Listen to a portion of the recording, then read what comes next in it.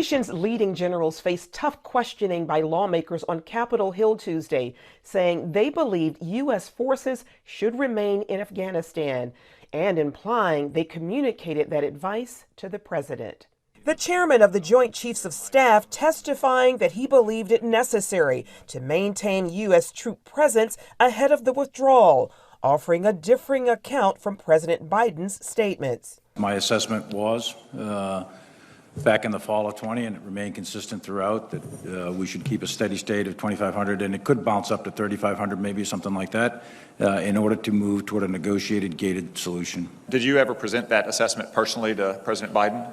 I don't discuss exactly what my conversations are with the sitting president in the Oval Office, but I can tell you what my personal opinion was, and I'm always candid. General Frank McKenzie saying he had warned what would happen if we didn't leave 2,500 troops behind. And my view is that 2,500 was an appropriate number to remain, and that if we went below that number, in fact, we would probably witness a collapse of the Afghan government and the Afghan military. So, General McKenzie, may I just, I guess my question is, would it be fair for the committee to assume that both President Trump and President Biden received that specific information? I believe it would be reasonable for the committee to assume that.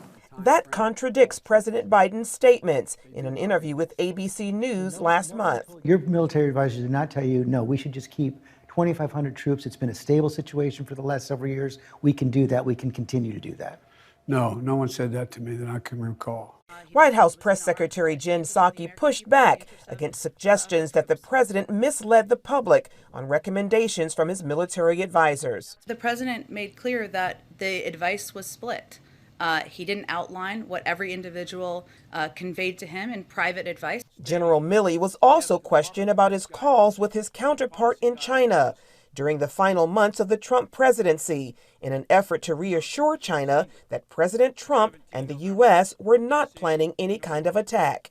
I am certain that President Trump did not intend to attack the Chinese, and it is my directed responsibility, and it was my directed responsibility by the Secretary, to convey that intent to the Chinese. He also said he reassured Speaker Nancy Pelosi that the president could not launch an attack on his own